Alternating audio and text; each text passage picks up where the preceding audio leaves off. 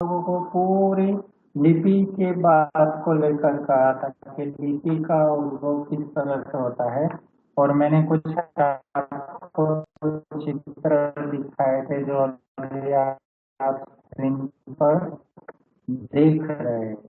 तो देवनागरी लिपि आई थी। हम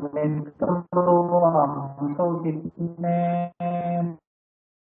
देखा है कि नहीं। तो मैं तो कहूँगा खास कि जिसने अगर नहीं देखा आप में से तो कि उसी एरिया में रहने से भी अगर नहीं देख पाए तो बहुत बड़ा आपने नुकसान भी।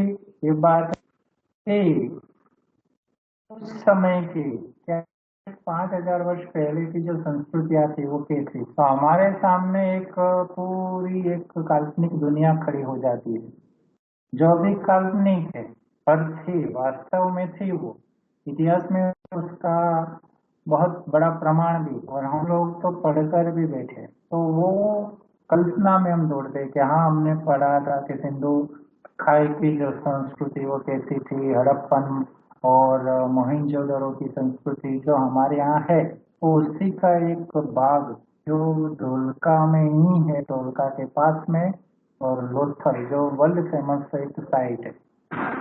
तो ये चीज इसलिए मुझे याद करवानी थी आपको कि वहां पर भी आप वहां के म्यूजियम में जाते तो वहां के सिक्के, वहां के उस समय के लोगों के जो चीजें मिली थी जीवन जरूरियात की, उनके घर कैसे थे, वो कैसे रहते थे, ये सारी चीजें हम लोगों ने वहां म्यूजियम में देखी और एक काल्पनिक चित्र भी बनाया हुआ है कैसा लगता होगा, जिससे हमें पता चलता है एक नई संस्कृति की। और आपको मैंने कल बता रहा था ये उद्भव कैसे हुआ था देवनागरी का, एक चित्र मैंने बताया था वो अभी आपके स्क्रीन पर है। और वही बात की भाषा उच्चरित होने के कारण श्रव्य भाषा है पर लिपि लिखित होने के कारण दृश्य भाषा है। ये हम कल समझ रहे थे कि उच्चारण में भाषा है तो वो मात्र सुनी जा सकती। लिपि लेखन की बात है तो वो दृश्य हुआ, देख सकते।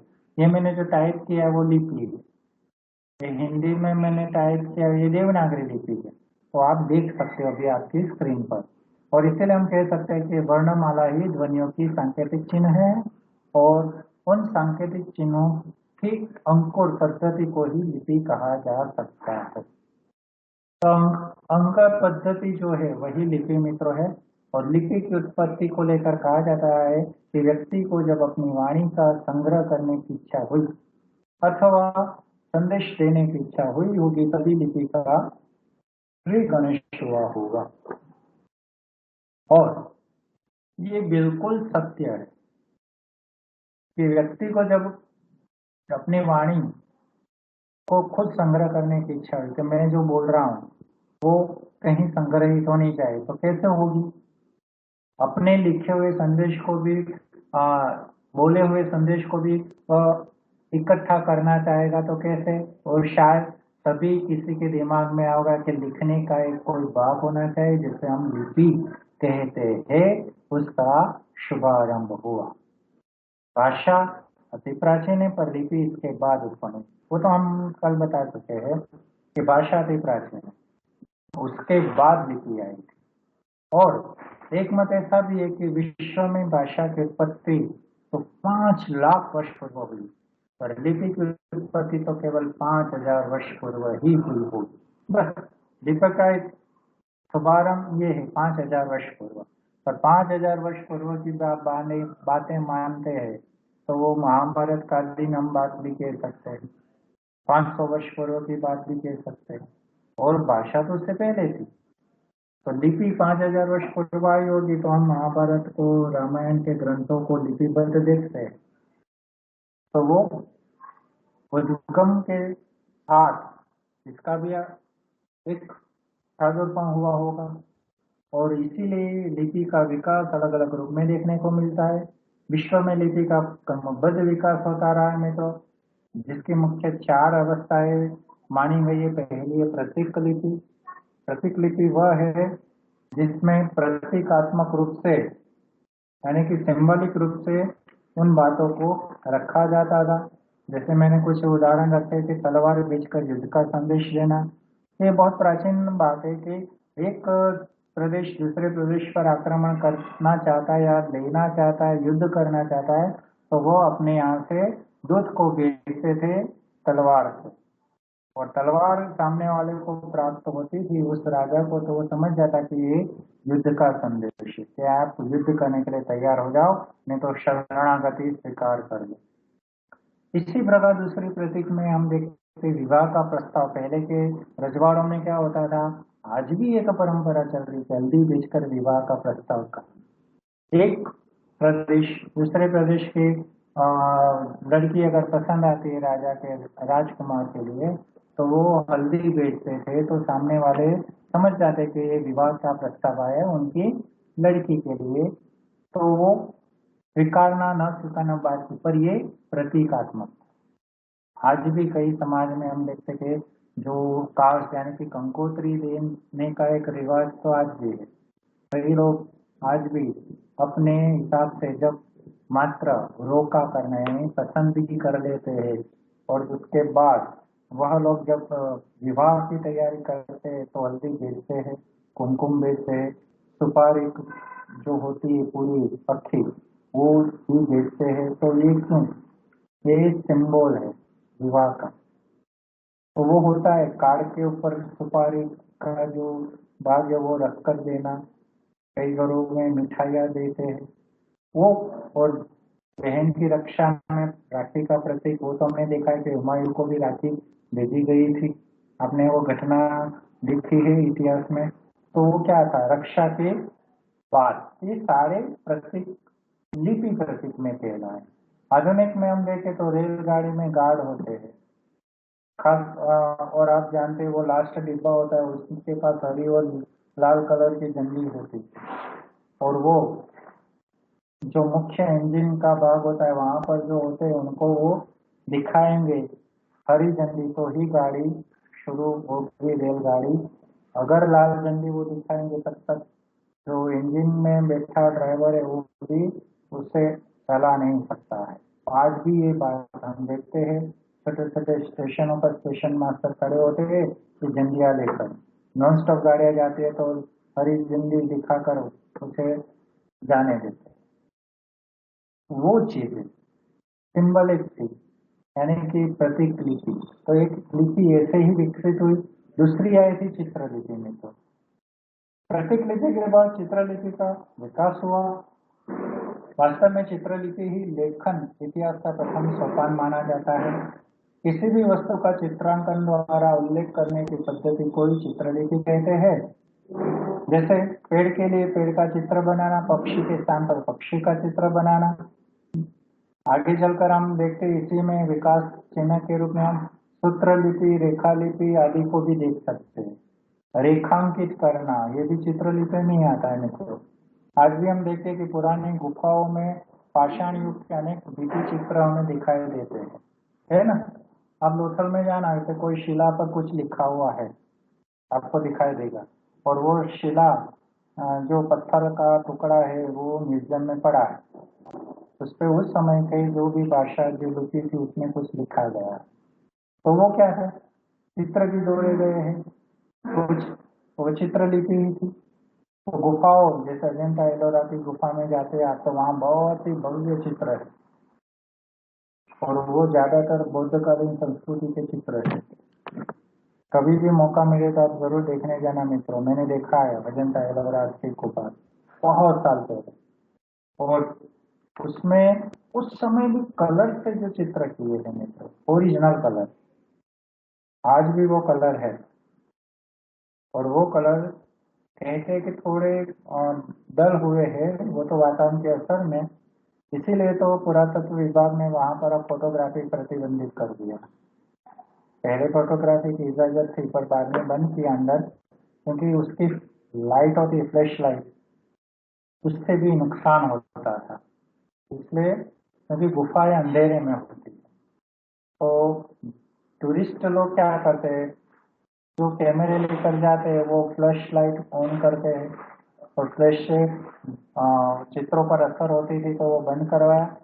आप वहां जाओगे तो आपको अनेकों ऐसे चित्र देखने को मिलेंगे। तो वो चित्र लिपि आप सोचे कि वो बुद्धकालीन संस्कृति के दौरान की गुफा, तो कितना पहले साल समय की बात है ये। और उसके बाद आती भाव लिपि। भाव लिपि यानी विशिष्ट भावों को बोधन के लिए जो चिन्ह संकेतों का लिखित रूप में प्रयोग किया जाता था उससे भाव लिपि कहते हैं। खास करके संकेतों, इससे वस्तु के चित्रों के बदले भावों के चित्र कहा जाता है। क्यों? क्योंकि इसमें भाव व्यक्त होते हैं। जैसे सूर्य का चित्र दिखाना, उदय का सूर्य चित्रित किया गया है तो समझना चाहिए हमें कि प्रातः काल की बात आ गई। इसी प्रकार दिया सराय यानी कि वो चित्र दिखते तो हम समझ सकते कि अंधेरे को प्रकाश में लाना यानी रात्रि का भी हो सकता है वो चीज। ऐसा चित्र भी एक लिपि का ही भाग है। फिर आई ध्वनि लिपि। ध्वनि लिपि ऐसी लिपि जो भाषा लिपि से ही ध्वनि लिपि का विकास हुआ। मैं अभी जो बोल रहा हूँ आपके सामने वो ध्वनि के माध्यम से आप सुन रहे हो। मैं वर्णों को ध्वनि के आकार में लेकर अ आ ई क ख ग सब बोल रहा हूँ। तो ध्वनि लिपि में चित्रों का संबंध भाव से न होकर ध्वनि से होता है। इसमें उच्चारण में प्रयुक्त ध्वनियों को अंकित किया जाता है और इसकी दो प्रकार है, अक्षरिक ध्वनि लिपि और वर्णनात्मक ध्वनि लिपि। मित्र, ये आपको मैं बताऊं कि अभी जो मैं बोल रहा हूँ वो अक्षरिक है। अक्षरिक ध्वनि लिपि में क्या होता है, जिसमें अक्षर होते हैं, यहाँ व्यंजन के साथ साथ स्वर भी मिला होता है। जैसे अ आ ई उ सारे स्वर है। क ख ग घ अंग वो सारे व्यंजन है हमारे। तो आप लोगों को पता है कितने टोटल वर्ण होते हैं हमारे हिंदी के? आपको पता हो तो बाद में मुझे बताना। अभी मैं बोल सकता हूँ लेकिन नहीं बोल रहा हूँ। आप तब तक सोचो, फिर लास्ट में मैं आपको पूछूंगा कि हिंदी के कुल वर्ण कितने। ये आपका आज का एक प्रश्न है। तो अक्षरिक ध्वनि लिपि यानी ऐसी लिपि जिसमें अक्षर होते हैं और व्यंजन के साथ स्वर भी मिला रहता है। जैसे क मैं बोलता हूँ तो क बोला तो उसमें दो अवर्ण है, क प्लस अ अक्षर वाला ख तब बना पूरा क अ। फिर ख तो उसमें भी ख है और यम तो य है तो पूरा यह बनता है। तो ये हुआ अक्षरिक लिपि का एक उदाहरण। तो वर्णनात्मक ध्वनि लिपि कैसी होती है? इस लिपि में प्रत्येक चिन्ह या वर्ण केवल एक ही ध्वनि को व्यक्त करता है, एकमात्र ध्वनि को, और वह ज्यादातर रोमन लिपि के है।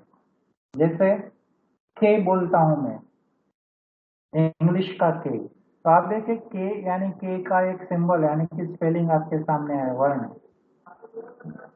चिन्ह हुआ वो, उसका उच्चारण अलग भी हो सकता है। तो उदाहरण आएंगे बाद में। जैसे गुड नाइट हम बोलते हैं, ठीक है। ठीक है, तो गुड नाइट स्पेलिंग जब लिखते हैं तो आपको पता होगा कि नाइट का स्पेलिंग कैसे होता है। साइलेंट के है, KNIGHT होता है ऐसे सही में व्याकरणिक रूप से। आजकल हम व्हाट्सएप पर जो लिखते हैं वो तो बिल्कुल अव्याकरणिक है। रोमन लिपि के व्याकरण को देखें तो नाइफ यानी चाकू, तो वो कैसे KNIFE ऐसे बनता है स्पेलिंग। तो वहां पर के साइलेंट हो गया है। उच्चार अगर करो तो नाइफ बोल सकता हूं ना। जैसे नॉलेज शब्द है उसका स्पेलिंग ये आप देखिए के से शुरू होता है। तो मैं उच्चारण में बोलूं तो अक्षरिक ध्वनि में बोलूं तो नाइफ नॉलेज, पर रोमन में कुछ शब्द साइलेंट जाते हैं। परिणाम ये आता है कि वह मात्र वर्णनात्मक ध्वनि लिपि, आप दिखते कुछ है पर बोला कुछ और जाता है। जैसे पी में बोलूं तो प का ही उच्चारण होगा, पी फॉर। ऐसे बोलूं तो ल का ही उच्चारण होगा, तो म। तो वो वर्णनात्मक में आती है। और उसी प्रकार इस तरह के अलग अलग लिपियों का जो प्रादुर्भाव हुआ था, उसी के माध्यम से आगे जाकर हमारी प्राचीन भारतीय लिपियां इतिहास में दिखाई देती। तो प्राचीन भारत की हमारी जो लिपियां है, भारत की लिपियों पर हम दृष्टिपात करें तो हम कह सकते हैं कि प्राचीन काल में भारत में प्रमुख दो लिपियां चलती थी। एक थी खरोष्ठी लिपि, दूसरी थी ब्राह्मी लिपि। दोनों को बारे में मैं बताता हूँ आपको। ये लिपियां हमें पुराने सिक्कों, शिलालेखों व ग्रंथों में देखने को मिलती है। पुराने काल के जो सिक्के मिले हैं, ग्रंथ मिले हैं, हाँ, शिलालेख है, उसमें हम ये देख सकते हैं। उपरांत इन दोनों लिपियों का प्रयोग जैन एवं बौद्ध आगम ग्रंथों में भी किया गया है। पाली भाषा भी थी और लिपि भी थी। तो अशोक के शिलालेख जब भी आप देखते हैं तो उसमें जो लिपि है वो पाली लिपि, वो देवनागरी नहीं है। तो आप लोगों को पढ़ने में दिक्कत होती है, आप नहीं समझ पाते। और उस समय जैन और बौद्ध धर्म समकालीन थे, तो उनके धर्म ग्रंथों में ये दिखाई देता है। इन दोनों में से ब्राह्मी लिपि एक प्रकार से राष्ट्रीय लिपि ही थी, क्योंकि इसका प्रचार बहुत व्यापक था मित्र। ब्राह्मी लिपि राष्ट्रीय लिपि उस समय कहलाती थी। और पश्चिम उत्तर प्रदेश जो था भारत का छोड़कर समस्त भारतवर्ष में ब्राह्मी लिपि पूर्ण रूप से प्रचलित थी। पश्चिम के अलावा सब जगह ब्राह्मी लिपि में लिखा जाता था, तो वो पूरे समस्त भारत में थी। इसका प्रचार बहुत व्यापक भी हुआ है, केवल पश्चिम उत्तर प्रदेश को छोड़कर समस्त भारतवर्ष में ये बोली जाती थी, अरे लिखी जाती थी। और भारत के पश्चिम उत्तर प्रदेश में जो लिपि थी वह थी खरोष्ठी लिपि। वहां खरोष्ठी लिपि का प्रचार था। यह लिपि उर्दू लिपि की भांति ही थी, जो प्राचीन काल में दाहिनी ओर से बाईं ओर लिखी जाती थी। निश्चित है कि खरोष्ठी लिपि का मूल किसी आर्य भाषा की लिपि से नहीं भी माना जाता है।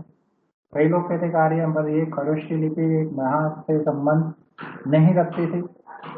हाँ, उर्दू में जैसे लिखते हैं ना, दाहिनी ओर से बाईं ओर, लेफ्ट टू राइट, अरे राइट टू लेफ्ट, वो होता है दाहिनी ओर से बाएं। हम कैसे लिखते हैं? Left to right. हिंदी में कैसे लिखते, गुजराती में कैसे लिखते, इंग्लिश में कैसे लिखते? तो लेफ्ट शुरू करते और राइट में हम जाते हैं। उर्दू में कहाँ से होता है? उल्टा होता है, राइट से शुरू होता है, लेफ्ट में आता है, इसलिए वो लोग अलग रूप से लिखते हैं। तो वो खरोष्ठी लिपि भी ऐसी थी, दाहिनी ओर से बाईं ओर लिखी जाती थी। और यह जो इसका संबंध कई लोग सेमेटिक आर्मेक लिपि से भी मानते हैं। मैं आपके सामने एक नाम रख रहा हूँ, डॉक्टर गौरीशंकर हीराचंद ओझा जी वुलर तथा आधुनिक लिपि शास्त्र के प्रसिद्ध विद्वान डॉक्टर गिरिंजर आदि इस मत को मानते हैं, खरोष्ठी के इस मत को, तथा अनुमान है उनका कि तत्पश्चात प्रबल ब्राह्मी लिपि ने खरोष्ठी लिपि को इस प्रकार प्रभावित कर दिया कि खरोष्ठी लिपि भी ब्राह्मी लिपि की तरह बाएं से दाएं लिखी जाने लगी। ब्राह्मी लिपि का इतना प्रभाव पड़ गया खरोष्ठी लिपि पर बाद में, क्योंकि इसका एरिया ज्यादा था, तो लिखा ज्यादा जाता था, लिखने वालों की संख्या भी ज्यादा थी, तो इसकी असर खरोष्ठी पर पड़ी ब्राह्मी की। तो खरोष्ठी को भी बाद में कई लोग बाएं से दाएं लिखने लगे थे। और खरोष्ठी की वर्णमाला में जो अक्षरों की मूल संख्या 37 थी और मात्राओं के प्रयोग भी इससे कम ही थे, और दीर्घ स्वर भी अभाव थे। मित्रों, आपको पता होना चाहिए खरोष्ठी का अर्थ होता है गधे जैसे, खरोष्ठ यानी गधे के होठ, ऐसा अर्थ निकलता है कि गधे के होठ जैसे ये लिपि थी। इसलिए खरोष्ठी लिपि के चित्र अगर कहीं मिलते तो आप देखना, वो आपको दिखाई देगा। खरोष्ठ ऐसे वैशाख नंदन गधे का एक नाम है, और खरोष्ठ ओष्ठ, खरो खर यानी गधा, उसके ओष्ठ जैसी लिपि थी। और ब्राह्मी लिपि को लेकर एक बात भी आती है कि इसका आविष्कार जैनियों के तीर्थंकर ऋषभदेव जी ने किया। ऋषभदेव वो गए जिनमें से जो 24 तीर्थंकर हुए उनमें से 24 थे महावीर स्वामी, उससे पहले थे पार्श्वनाथ, सिमंदर स्वामी, ऋषभदेव, बहुत सारे। तो ऋषभदेव ने इसका आविष्कार किया था। उन्होंने समस्त लोगों को अस्सी मसीह और कृषि का ज्ञान दिया था। उन्होंने जो लिखा था, इसलिए कहते हैं कि जैन ग्रंथ अति प्राचीन है और वो प्राकृत से हमारे साथ जुड़े थे, इसलिए उनकी विद्या, उनका साहित्य बहुत ही प्राचीन है। मसीह अर्थात स्याही लेखन, जिसमें उन्होंने ब्राह्मी लिपि दी और उन्होंने अपनी पुत्री, ऐसा एक किंवदंती कि पुत्री जिसका नाम ब्रह्मी को इस लिपि के आकार से लेकर आकार तक वर्णमाला का उपदेश दिया था और इसी से इस लिपि का नाम ब्राह्मी पड़ा था, ऐसा एक मत है। अन्य धार्मिक विचारधारा के अनुसार इस लिपि के निर्माता ब्रह्मा भी माने जाते, ऐसा भी कई लोग कहते हैं। और इसके कई ऐसे ब्राह्मी लिपि के उदाहरण देखने को मिलते, किंवदंतियां। पर ब्राह्मी लिपि का नामकरण तथा उत्पत्ति जैसे भी हुई हो वो अलग बात है, किंतु यह बात तो अवश्य सही है कि भारत की प्राचीन ब्राह्मी लिपि के प्राचीनतम नमूने ईसा के पूर्व 5वीं सदी में देखने को मिलते हैं और वर्तमान कालीन भारतीय लिपियों की तरह बाईं ओर से दाहिनी ओर लिखी जाती थी। तो ये एक प्रामाणिक सत्य है। इसके नमूने भी देखने को मिलते ईसा के 5वीं सदी में। और इसी ब्राह्मी लिपि से सारी आधुनिक भारतीय लिपियों का विकास हुआ है और इसीलिए हम ब्राह्मी लिपि को थोड़ा महत्व देते हैं, क्योंकि हमारी देवनागरी लिपि भी इसी से निकली। सिंधु घाटी की सभ्यता के केंद्र मोहनजोदड़ो, हड़प्पा आदि में भी ब्राह्मी लिपि के 12 वर्ण उपलब्ध हुए हैं। यानी जो हमारा सिंधु घाटी सभ्यता की बात हम करते हैं मोहनजोदड़ो और हड़प्पा को लेकर, तो उसके खोजबीन में 12 वर्ण मिले और द्रविड़ भाषा को सभी लिपियों का तथा आधुनिक नागरी लिपि का जन्म भी ब्राह्मी लिपि से ही हुआ है। द्रविड़ कुल की जो भाषा है वो भी ब्राह्मी लिपि से।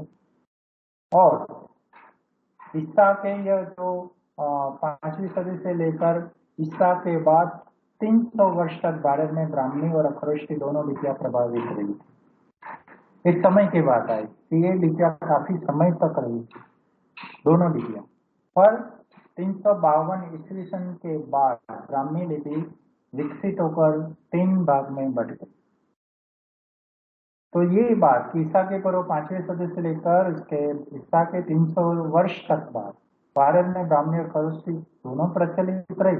पर 352 ईसा के बाद ब्राह्मी लिपि विकसित को 3 भाग में बटी।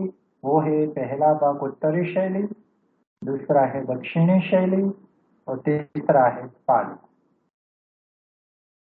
और उत्तरी शैली से देवनागरी लिपि का उद्भव माना जाता है। मित्रों, इस प्रकार हम कहें कि उत्तर भारत में ही देवनागरी लिपि का उद्भव हुआ था। दक्षिणी शैली में दक्षिण भारत की वह लिपियां जैसे तमिल, तेलुगु, मलयालम, कन्नड़ आदि लिपियां बनी, इसके बारे में आप जानते हो। इनका प्रचार दक्षिण भारत में हुआ क्योंकि वह द्रविड़ कुल है पूरा। और पाली से सिंहल द्वीप और जावा की भाषाओं की लिपियां उत्पन्न हुई। सिंहल द्वीप यानी श्रीलंका को हम कह सकते हैं, वो द्वीप है आज भी, तो सिंहल द्वीप उसका नाम था। तो वहां और जावा, सुमात्रा के जो द्वीप है वहां पर पाली लिपि जो बौद्ध धर्म के साथ जुड़ी भाषा, तो वो वहां थी। तो पाली का प्रचार तो जापान में भी है और जापान में भी देवनागरी का विकास हुआ है।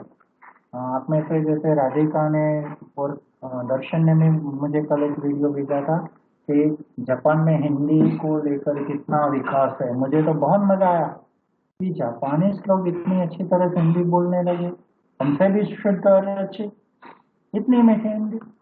तो मित्रों, ये लिपि के देवनागरी लिपि कहाँ से हुई? तो ब्राह्मी लिपि के उत्तरी शैली से देवनागरी लिपि का जन्म हुआ है, ये आपको याद रखना है। अब आगे जो बात है कि देवनागरी लिपि जो उत्तरी शैली से प्राप्त हुई है उसका उद्भव आपको पता चल गया। और अब मैं ये बात भी बताऊं कि उसका विकास कैसे हुआ है और किस तरह से वह लिपि विकास करते करते आगे बढ़ी है, उसकी वैज्ञानिकता कैसी है, उसकी बात हम आगे के लेक्चर में करेंगे और वो डिटेल्स में मैं आपको वहां पर बताऊंगा।